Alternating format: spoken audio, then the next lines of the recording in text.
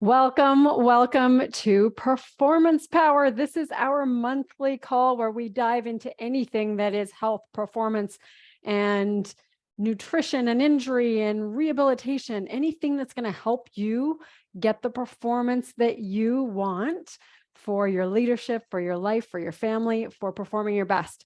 So we have a new topic, and despite the fact that we typically are focusing on leadership and business and life, in this one, we know that this helps you be your best in leadership. So our topic today is all about the bathroom, the bowel movements, the poop. There, I said it. It's out and we want it out. That's how we want it. So our topic today is poop power, harnessing the hidden potential of your gut.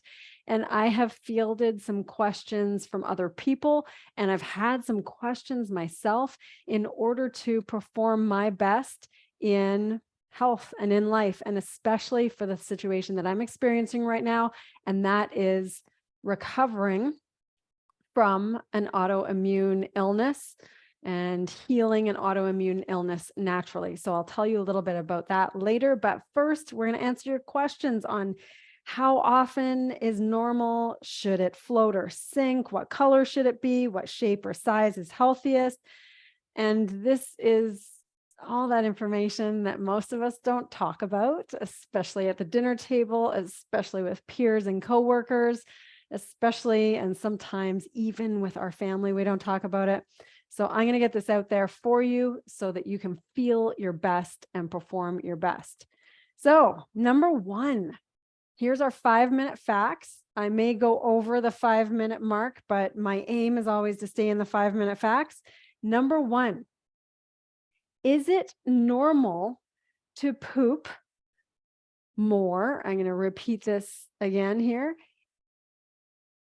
Is it normal to poop more or less frequently? So that is the question, is it normal to poop more or less frequently? Is it normal to poop more or less frequently? Who wants to know? So here's the thing about pooping, and this is the crazy part about it. It is very variable between people. It's not necessarily going to be one time a day like some people hope. It's not necessarily going to be one time a week, which most people don't want. It is often more frequently than we would like, and often less frequently than we like. But the truth is, and this is what the research shows, is that it is as little as 3 times a week and as much as 3 times a day that's considered normal. That's what's considered normal when it comes to our movements, our bowel movements. Most of us have an idea in our head what is normal, or we experience what we feel best. And if you know what you feel best with, then go with that. If that's once a day, if that's twice a day, if that's once every 2 days, whatever that is. But it's very dependent on our activity levels, on our gender, how much water we drink, how much food we eat, how frequently we eat, and how much activity we have. All of those things impact whether or not we have a frequency that is desirable or more or less frequent. Number 2, here's the next top question that I received and that I had for myself as well. Should my movement, my poop, should it float or should it sink? I used to think that floating was a good thing, but actually it's healthiest when it sinks. We want it to sink. This is considered normal and is actually an indication of a healthy digestive system. What's happening when you have floating movements, then there's usually a lot of gas involved, and that a lot of that gas is caught up in the food, in your excrement. And so you want it to sink. If it has a plop, if it sinks to the bottom of the bowl, that is the kind of poop that you're looking for. It's got a density to it, and it's indicating a healthier digestive system. And it contains a higher proportion of solids versus gases. And that's what we want. So that's fact number 2, is that we want it to sink. Fact number 3, and this is one that we often look for in our children, we look for ourselves. What color should it be? It should be a medium to a light brown color. And this is indicating another number of things. This is indicating that your gallbladder is working properly, that you are digesting well, that the colors of the things that you ate will eventually come out in your poop. So if you're eating a lot of blueberries and spinaches and these dark things, then you're likely to have a darker color, a medium brown versus a lighter brown. However, if it's really, really dark, that's usually indicating some sort of potential bleed. So you want to be careful. So if it's really dark, then you may have something to check on with your physician. The lighter shade indicates that, or the medium shade indicates that there's that healthy amount of bile, and the bile is what's coming from your gallbladder, and that bile helps break down fats. If that bile isn't in there, you're going to have a very white or light color of poop. And so if it's light brown or medium brown, you know that that bile is going through your system and it's helping you digest those fats. If that bile isn't there, you're going to have a really hard time digesting the fats that you consume. So that's why the color matters. Next one, fact number 4. What size and shape is healthiest? So this is where you will see, if you look online, you can see some poop charts, and you're going to see nuggets, and you're going to see tiny little balls, and you're going to see sausages, and you're going to see hot dogs. You see all these shapes for poops. And this is important because it does matter. It's an indication of the shape of your colon or your large intestine. It's an indication of how impacted or dry things are in that intestine. So there are some indicators by looking at your poop size and your poop shape. So here we go. A well-formed and smooth is good. Well-formed and smooth is good. Thumbs up. This means that you've got healthy stool. It is typically maintaining that shape as it passes out of the body, so it's not turning into something that's got all kinds of particles to it or loose when it passes through. So it should have that smooth, soft texture that's easy to pass. If it's an S shape, this is still a healthy bowel movement. Some S curvature is just the curvature of your bowel. So it's still holding some of the curvature of your bowel and holding that shape. So it just means that it's the shape and size of your colon, and it's followed the natural path of your intestines. And another one is that it's easy to pass and the size is consistent. So if you find that one day you're having little tiny pellets that are plopping in there, they're sinking, that's a good thing, but they're little pellets and they're really hard and they're hard to pass. That constipation is likely an indication of potentially not enough water. Maybe the bacteria in your gut is a little off. Maybe you haven't had enough fiber or vegetables, a number of things that way. So consider the size, the shape. You're looking at a smooth hot dog that's easy to pass. It might have curve to it based on your intestine, and it's not hard. Some of it will be a little more sausage shaped with lines in it. Some of it will be a little more hot dog shaped. And I feel really weird talking about this because we're analyzing the lines and shapes in our poop, which is kind of funny, but that's okay because this is for our healthiest body. So that's the shape and size. And we have a question coming in. Even if I'm eating a lot of leafy greens, should it be mid-brown? You can still have lighter brown coloring if you're eating a lot of leafy greens. And because the question I'm going to fill this in, is that potentially you're wondering whether or not you're absorbing some of that coliform from some of the greens or the iron from some of the greens. Oops, I'm losing my mic. It's going to be hard to say one way or another, but it's likely to be darker with your greens if those greens were cooked. If the greens aren't cooked, it's not as likely to be darker. But it doesn't necessarily mean, yeah. And if you're having a darker green stool, then it might have just been a lot of things that you were eating. The other thing that will cause it to be darker and greenish as well is some iron supplements. So things like a ferrous gluconate will sometimes, so if you're taking an iron supplement, sometimes that will constipate you, and sometimes it'll have your stool look darker when you're taking an iron supplement. So those are things to consider as well. It may not be the food, it may be if you were taking an iron supplement, but pay attention, look in the toilet, see if you ate the cooked greens, the raw greens, the amount of greens, the frequency of greens, and see if that changes what's going on in your stool. Because so much of it is what we're consuming, how we're digesting it, whether or not our bacteria are able to eat the food that we're giving it, which are those leafy stems and greens that are the prebiotics or the food for the bacteria. So those are just some things to consider, but it's hard to say. Mid brown, dark greenish brown, those are all within the normal. So that should be great. We're going to go with fact number 5, and then we'll do a quick recap of these, and then we'll bring in your questions. Fact number 5 is this is the question: what foods should I avoid in order to keep the gut healthiest?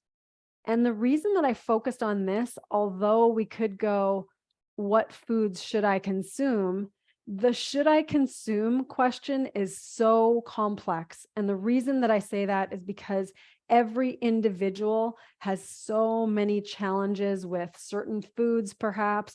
Some people can eat almost anything and not have a gut issue.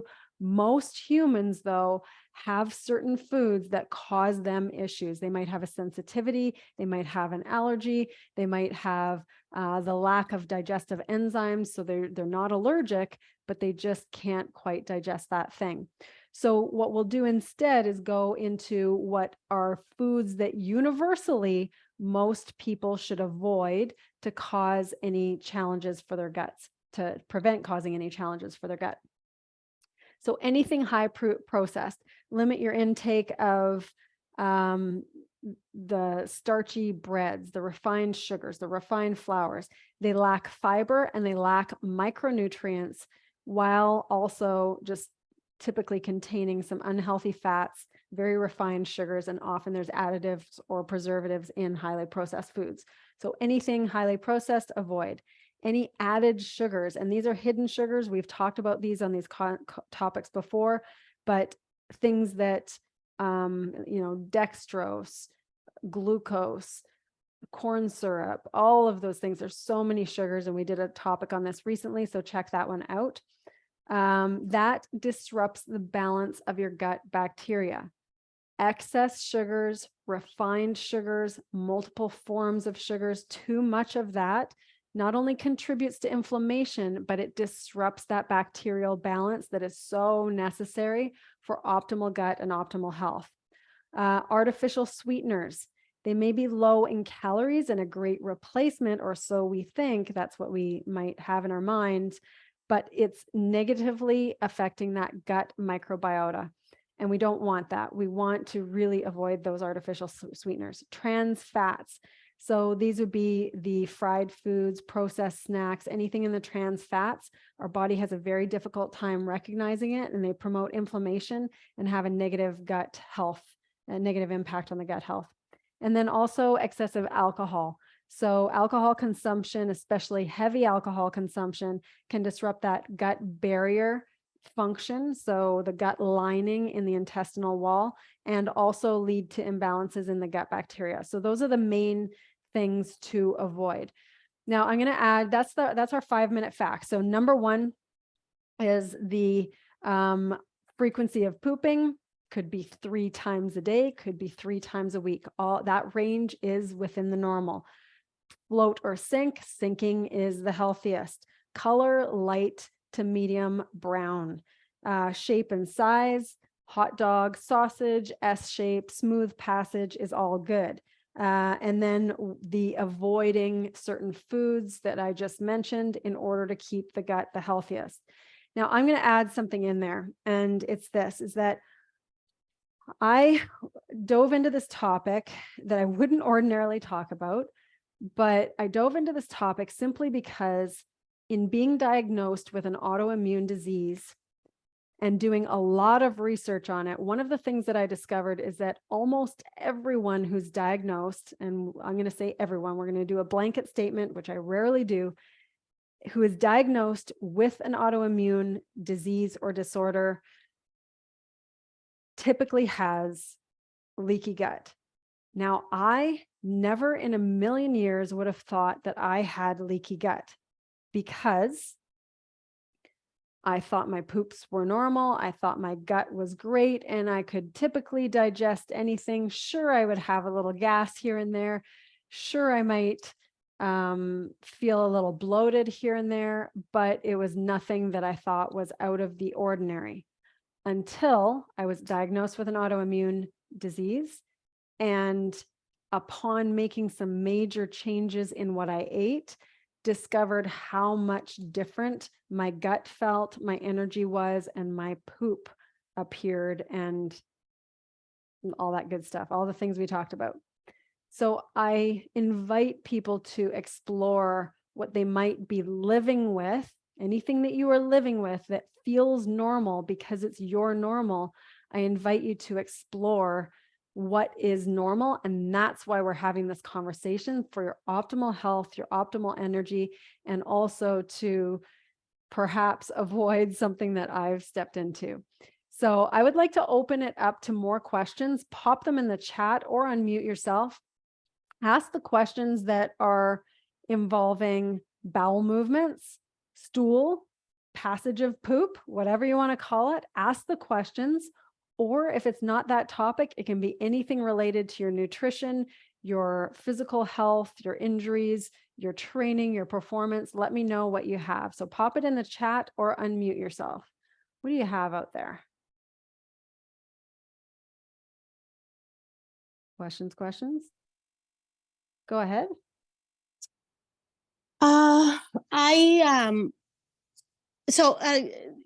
Carrie, thank you. I sometimes I'm very regular for me. It's once or twice a day, and then all of a sudden, like I don't go for a day or two, and that like always makes me question like what's going on, because I keep eating in the same way. What I had noticed is that for fibrous vegetables, I was eating snow peas, and then I was eating, instead of snap peas, asparagus. So maybe they just work different in me. I don't know. They do. Okay, so this is great. And how about hydration? How about water? Anything different with water on those days? No, I'm actually drinking minimum 2.5 liters. So A day. Okay, so yeah. So there's something that I noticed for myself, and I'm, I'm not a gastroenterologist, I'm not a poop doctor or anything like that. However, I've been doing a lot of research on this lately because of myself, and I can share some of the things that I've noticed. One thing that I've noticed is that on Mondays, I might go more frequently on a Monday. And one of the things that happens for digestion is that when we're in a rest and digest, so our parasympathetic nervous system, then we're more likely to have our digestion happen. However, on a weekend, I might be more active, not sitting at my desk as much.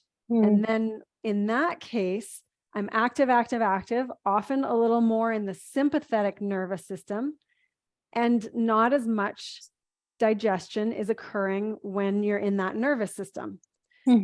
So for me, and this is just what I've noticed, is that I might just go once on a weekend day. So I might go once on a Saturday, once on a Sunday, but I'm more active on those days. And then Monday comes along, and I've drinking normally, I've eaten fairly normally, or so I think. And then Monday comes along and I'm sitting more because I'm at my desk, I'm working more, I'm drinking lots of water, but I'm not as active. And then it's like the rest and digest kicks in, and I might have 3 movements on a Monday. So I want you to look at not just what you've consumed and not just the water, but also what's happening within your nervous system. Is your nervous system turned on a little bit more? Is it relaxed a little bit more? Then that might indicate why the shift happens. And then the other thing that is researched is that the most common time is after you've had a meal. So after you've had a meal, that's usually when your body's just going to end up eliminating more because you've put more in, your body wants to digest.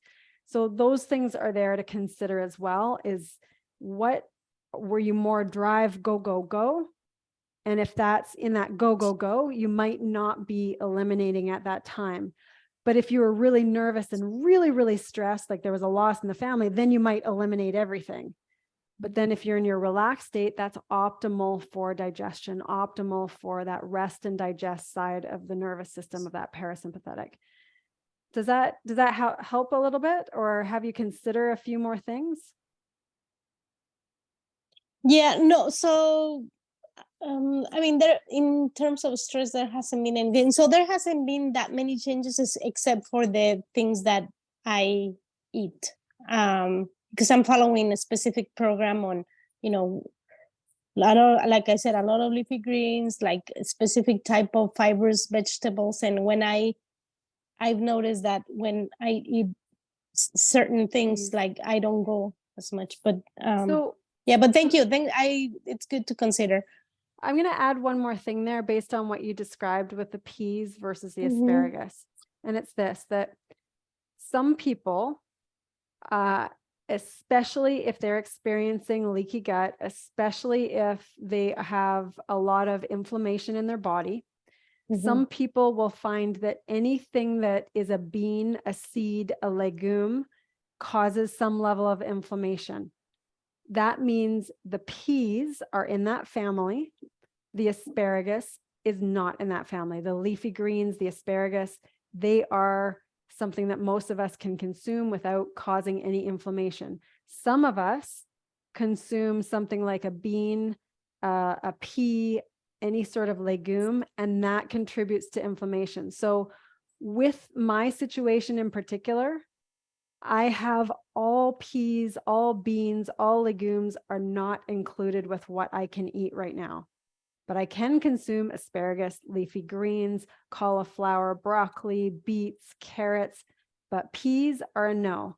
Beans are a no. Lentils are a no, because the likelihood of them providing some inflammation for my body is enough that they're out right now. So it could be a difference to your body, and it's worth paying attention to those specific differences just to see if seeds, nuts, dairy, gluten, any of those things are big triggers for inflammation, and having your immune system potentially attack that if you have a lot of inflammation in your body already. If you don't, and those foods are fine for you, no big deal, but it's worth paying attention to. If you notice a difference, then pay attention. So I think you're on the right track in noticing the differences between those foods and what happens with your body. Thank you so much. No problem. Any other questions? There's one posted in the chat. What can you do to increase the gut bacteria if it has been eliminated? And you do use a probiotic, PB Assist. So that's a fantastic one. Okay, so I want you to think of it as this way, in your gut, there are billions and billions of bacteria. And when you've been on antibiotics, because I think that's what you're pointing to here, the antibiotics destroy a lot of gut bacteria because they're trying to get all the bacteria, not just the bad bacteria, but they end up getting some of the good, a lot of the good bacteria too. So to repopulate, a lot of people will take a probiotic. Here's the thing about probiotics is that even if you're taking a high quality probiotic, which you're taking one that's double encapsulated, meaning that the probiotic is encapsulated and then there's a second capsule so they can get past your stomach and actually get into your gut, into your small intestine, and The issue is that even if you're giving your gut some really good ones, they will only be a tiny drop in the ocean. So there's an ocean in your gut, and the probiotics are a tiny drop. So what we want to do is give that tiny drop so we can start to plant those little seeds, and then give what are called the prebiotics, which are the fantastic foods. So these are the cabbages, the stems of the spinach, the veggies. Those are called the prebiotics, and that is what the good bacteria need to live and feed on. So there's the foods that are the food for the bacteria as number one. And then the second thing is time. We need time, because it just needs to be able to, they need to be able to grow, they need to be able to flourish, and we want to keep supporting that. So in this situation, I would, make sure you've got the time away from the antibiotics, which you do already. You've got the introduction of a probiotic, and then make sure you're eating lots of the greens and lots of the vegetables for the prebiotic food for the bacteria. And then also watch for any of that list of food to avoid. So really avoid those types of foods, which I think you already do for the most part, because those are going to be the foods that do not support the growth of that good bacteria. So that's where you want to be aware as well. And those things should really support it, I think. All right, we've got room for maybe one more question, and then we will wrap up our poop talk for today. And what do we have? Do we have one more question about poop? Any poop? You've been so brave. This is so great. I have another question if no one has. Go ahead. So a few years ago, I had heard about this procedure, like if you have like a leaky gut or inflammation in your body or something like that, that you could do, for the lack of a better vocabulary, because I don't remember the term. It's like a poop transplant into your gut to make it healthy. Is that actually true? I never really fact checked or anything. Okay, so it's called, I think it's called seeding. Seeding is a type of word, and the concept is putting bacteria. And there was actually a man who would do this and go to different countries and try and get different bacteria in different countries, and he would actually put it up his colon, his bum. Okay. So, however, as for a specific medical procedure, I am ignorant to the procedures, what's available. I have heard of that, but I have never done something like that, and I don't know enough about it. However, what I do want to introduce, something that I am more familiar with, is when you think of an intestinal wall, we like to think of a sausage, right? Like we think of that tube, like a hose, but it's less. Thank you for adding that. I'll get to that in a second, Paul. Thank you. It's less of a tube, and it's more of, there are what's called tight junctions.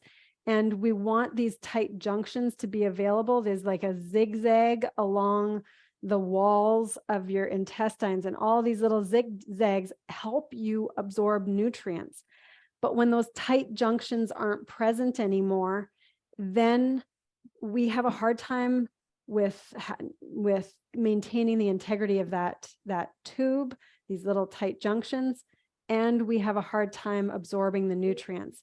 So my point is this, that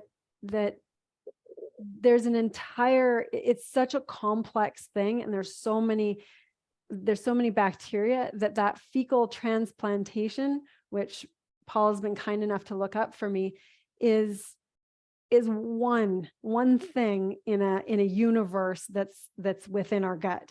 So Paul's put a note in the chat. I'm going to read it out for the benefit of those who are listening to this versus with us live on video.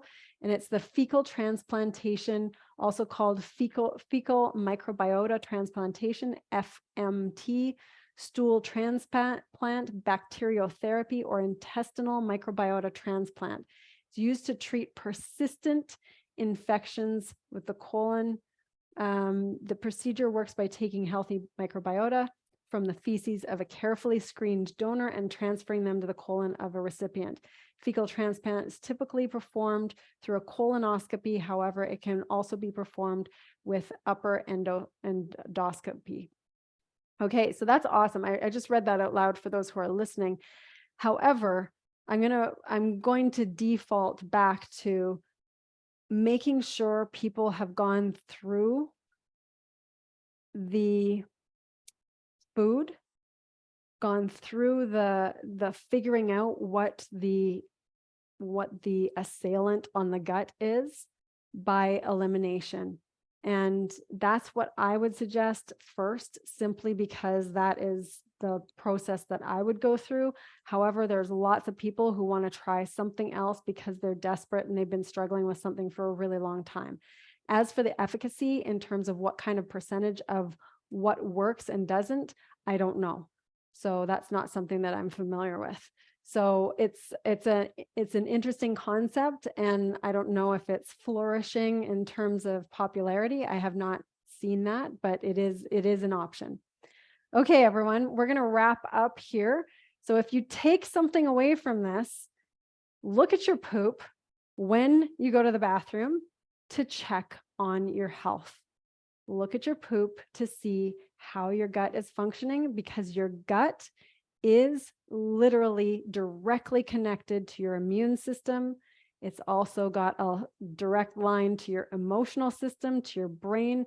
It is considered to be your other nervous system, is this entire gut. So check your toilet bowl, really pay attention to what's serving your body and what isn't. And I hope this information has served you. Poop well, my friends. And yay, whew, we got through that uncomfortable topic. Whew, great work, everyone. Thank you so much for sharing this with us.